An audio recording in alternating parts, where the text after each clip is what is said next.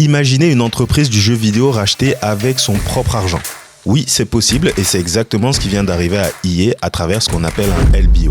À la fin de cette vidéo, vous comprendrez tout sur les rouages financiers derrière le rachat d'Electronic Arts. Electronic Arts a conclu un accord définitif pour être acquis par un consortium d'investisseurs. La valorisation de l'entreprise dans cette transaction est d'environ 55 milliards de dollars. Les actionnaires de EA recevront 210 $ par action numéraire, ce qui représente une prime d'environ 25%.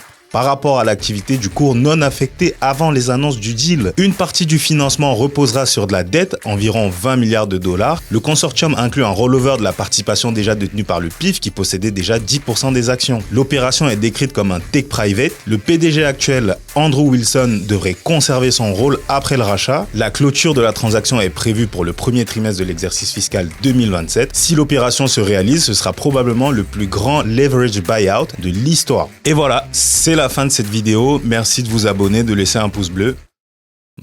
C'est vrai, hein, la vidéo pourrait vraiment s'arrêter là, c'est tout. Mais bon, si vous avez absolument rien compris à tout ce que je viens de vous raconter, alors vous êtes au bon endroit. Dans cette vidéo, on va essayer de vulgariser au maximum ce qui est en train de se passer du côté d'Electronic Arts. Maintenant que vous avez laissé un pouce bleu et que vous êtes abonné, on y va. Et on commence déjà par se demander, mais c'est quoi un LBO en fait ?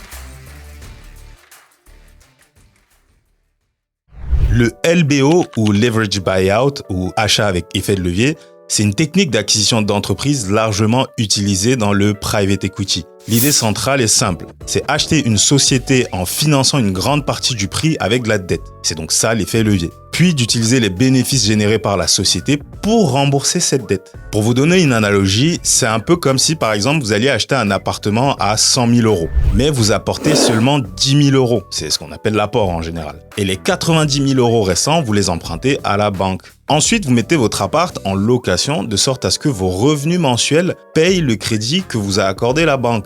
Au bout de 20 ans, vous avez totalement payé le crédit et votre appartement, il a pris de la valeur en plus. Il vaut désormais 150 000 € et vous le revendez donc à ce prix-là. Donc, vous vous retrouvez avec 150 000 € en ayant dépensé seulement 10 000 €. C'est donc un effet levier x 15. C'est simplifié, mais c'est ça le principe. Plus concrètement, on va voir les différentes étapes d'un LBO. Alors premièrement, lorsqu'on veut faire un LBO, il y a d'abord l'étape de création de la holding. Les investisseurs, qui sont donc des fonds de private equity, des consortiums, etc., elles créent une holding d'acquisition. Cette holding, elle va lever des fonds. Donc en premier, de l'equity, ce sont les capitaux propres, un peu comme l'apport dans l'exemple dont on parlait juste avant avec l'appartement. Et elles vont aussi lever de la dette pour avoir de l'effet levier. Concernant l'apport de fonds propres, donc l'equity, les investisseurs, ils injectent une partie du capital sous forme d'apport. En général, c'est 20 voire 40% du prix. Exemple simplifié, pour acheter une entreprise à 1 milliard d'euros, la holding peut apporter un equity de 300 millions d'euros. Ensuite, elle va avoir recours à de la dette, qui est donc notre deuxième point. Donc la holding, elle va emprunter le reste auprès des banques ou via des obligations. On appelle ça souvent des junk bonds. Dans notre exemple ici, elle va aller emprunter 700 millions d'euros de dette pour compléter l'achat de l'entreprise à 1 milliard d'euros. Ensuite vient l'étape de l'acquisition de la société cible. Donc la holding, elle va racheter la société cible avec ce mix equity plus dette. La cible devient donc une filiale de la holding. En cinquième étape, on a donc le remboursement de la dette. Après l'acquisition, les flux de trésorerie générés par la société rachetée, donc par ses bénéfices, remontent directement vers la holding via ses dividendes. Donc comme on l'a dit, ces flux servent à payer la dette. Rappelez-vous de l'analogie avec l'appartement. Ce sont bien les revenus générés par l'appartement qui remboursent la dette. Ce qu'il faut comprendre ici, c'est qu'en se faisant racheter, ce sont bien les revenus engendrés par Electronic Arts qui vont permettre de rembourser cette dette. Et retenez ça, on va revenir dessus un peu plus tard. Ensuite, vient l'étape de la création de la valeur pour faire justement l'effet levier. Le but, c'est qu'une fois que la dette est largement remboursée, la société prenne de la valeur. Et donc, comme l'investissement initial en equity était plus faible, le rendement sur fonds propres peut être très élevé. Et après, la dernière étape, il y a la sortie, ce qu'on appelle l'exit. Après 5 à 7 ans en moyenne, les investisseurs cherchent à revendre la société. Soit à un autre fonds, soit à un acteur de l'industrie, ou soit via une introduction en bourse en émettant des actions. Ça aussi, il faut le retenir, dans ce type de transaction, les investisseurs finissent toujours par sortir. Leur but étant, on le rappelle, de dégager le plus de revenus grâce à l'effet levier. Et pour info, en introduction, je vous disais que cette opération pourrait être le plus grand LBO de toute l'histoire. Et oui, pas seulement de l'industrie du gaming, mais de l'histoire. Avant le rachat de EA, le record des LBO était détenu par le rachat de RJR Nabisco par le fonds KKR pour une valeur d'environ 31 milliards de dollars. Je vous conseille vivement la vidéo de Eureka sur la question que vous pouvez retrouver ici. Maintenant, on va reprendre le schéma de LBO qu'on vient de voir et essayer d'identifier comment ça s'adapte au cas de Electronic Arts. Et par la même occasion, on va expliquer tous les termes techniques qu'on a vus en introduction.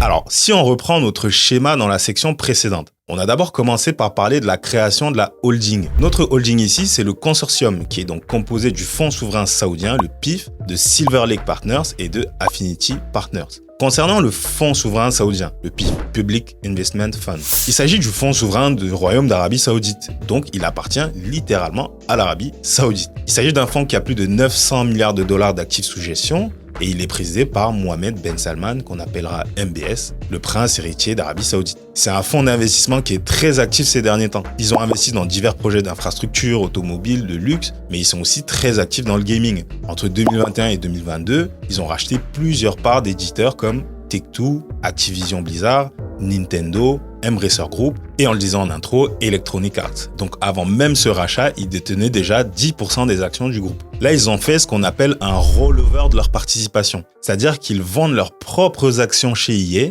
qui leur permet d'avoir du cash pour investir justement dans la holding qui va racheter EA. C'est bizarre, mais c'est comme ça. En gros, ils transfèrent des capitaux publics, des actions, on parle de public quand c'est coté en bourse, en capitaux privés, de l'equity. On parle de equity, du coup, quand ce n'est plus coté en bourse. De l'equity, donc, qui va constituer une part de notre apport. Souvenez-vous, le capital apporté par la holding pour le rachat. Mais là, comme la transaction est privée, on ne sait pas s'ils ont rajouté encore plus sur la table pour avoir une plus grosse part de la holding ou s'ils détiennent seulement 10% de la holding. C'est un peu ça le problème avec ce genre de transaction privée, c'est que du coup, les informations deviennent beaucoup plus opaques. Ensuite, on peut parler de Silver Lake Partners, qui est en fait l'un des plus grands fonds de private equity au monde, spécialisé dans la tech et les médias. Il a plus de 100 milliards de dollars d'actifs sous gestion et il va apporter surtout une expertise financière dans la transaction en plus de l'equity. Et enfin, on a Affinity Partners, qui est une société d'investissement fondée en 2021 par Jared Kushner,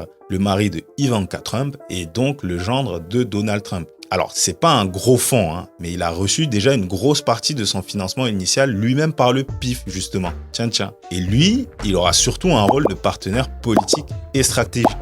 Parce que oui, ça peut servir d'avoir des proches du président américain dans ce type d'opération. À mon avis, ça implique un gros conflit d'intérêts, mais avec la mainmise de Trump aujourd'hui sur la politique américaine, je pense que le deal se fera quand même. Par exemple, en France, je pense qu'une telle transaction n'aurait a priori jamais été validée. Et donc voilà, vous mélangez tout ça et ça vous fait les Avengers du LBO. Et c'est ça notre holding qui a donc rapporté en equity environ 35 milliards de dollars dans le deal. On l'a dit, la transaction elle est de 55 milliards de dollars. Donc si on enlève les 35 milliards en equity, si vous avez bien suivi, il nous reste à trouver 20 milliards de dollars. Et donc ça, on va aller le trouver sur de la dette. Ce qui nous amène donc à notre point suivant, à la dette. Les 20 milliards de dollars ont été structurés et financés par JP Morgan Chase et d'autres banques dont on n'a pas encore le nom. En gros, en plus de trouver le financement, JP Morgan, il conseille aussi les acheteurs. Ils structurent la dette, ils font de la due diligence, etc., etc. Bien évidemment, sans oublier de prendre de grosses commissions au passage. Donc, d'après notre grille de lecture sur les étapes d'un bon LBO, on en arrive à l'acquisition de la cible. Ce qui a été effectué ici, c'est ce qu'on appelle un take private. En gros, c'est lorsqu'une société cotée en bourse, donc publique, est intégralement rachetée par un ou plusieurs investisseurs. Ici, notre consortium. Tous les actionnaires minoritaires se voient leurs actions rachetées par un prix défini à l'avance, ici 210 € par action, et ensuite les actions sont retirées de la cote. La société devient totalement privée. Petite précision ici, vous pouvez toujours, au moment où je parle, acheter des actions EA. Le deal n'est pas encore effectif. Entre l'annonce du rachat et le moment où EA sera totalement privé, il y a plusieurs étapes. Il y a des approbations réglementaires, l'antitrust, la finalisation des structurations de la dette, etc. Et ça peut prendre des mois, et donc c'est pour ça qu'ils ont parlé du premier trimestre de l'exercice fiscal 2027. D'ailleurs, on sait aussi, d'après Bloomberg, qu'il y avait Goldman Sachs en tant que conseiller d'Electronic Arts dans cette transaction. Donc je les mets prudemment ici, juste pour dire qu'ils sont dans le deal, mais seulement en rôle de conseiller. En gros, c'est eux qui ont dû négocier le prix de vente de l'action à environ 210 $ et pas moins. Et pendant ce temps, vous pouvez toujours acheter des actions en bourse. Mais en gros, Comme ils ont dit qu'ils allaient acheter toutes les actions à 210 $, ça veut dire qu'entre maintenant et la finalisation du deal, le prix de l'action va se négocier autour de 210 $. Ceux qui sont vraiment gagnants, c'est ceux qui avaient déjà des actions avant l'annonce. Si on regarde actuellement la bourse aujourd'hui, le prix de l'action, me semble-t-il, est autour de 201 $. Donc si vous pensez que le deal va se faire, vous pouvez acheter en masse des actions EA maintenant pour les revendre au consortium à 210 $ au moment du rachat. Mais il y a toujours un risque que le deal ne se fasse pas et que l'action chute après en cas de non-deal. Et là, vous serez perdant. Petite anecdote, en regardant de plus près la rémunération des principaux dirigeants, celle-ci reposait fortement sur des attributions d'actions, ce qu'on appelle des Stock Awards. Par exemple, pour l'exercice fiscal 2024, Andrew Wilson, le CEO d'Electronic Arts, avait environ 20 millions de $ en Stock Awards sur un total de 27 millions de $ de rémunération. Stuart Canfield avait environ 5 millions de $ en Stock Awards sur un total de rémunération de 6,47 millions de $. Ou Malas Singh, le Chief People Officer, qui avait 5 millions de $ en Stock Awards sur un total de 6 millions de $ de rémunération. Donc eux, ils vont se mettre très bien au moment du rachat de leurs actions. D'ailleurs, il faut noter aussi que dans le cadre d'un LBO, il est commun d'avoir un changement de management. Dans le cas précis d'Electronic Arts, ils ont dit qu'ils n'avaient pas prévu de changer le CEO. Bref, revenons au sujet principal. Une fois que le deal est fait, EA deviendra donc une filiale de notre consortium et ils pourront faire plus ou moins ce qu'ils veulent avec, sans se soucier du cours de bourse, de l'avis des actionnaires. Donc EA devient en réalité leur propriété. Ce qui nous emmène à la suite, qu'est-ce qu'ils vont faire d'EA ?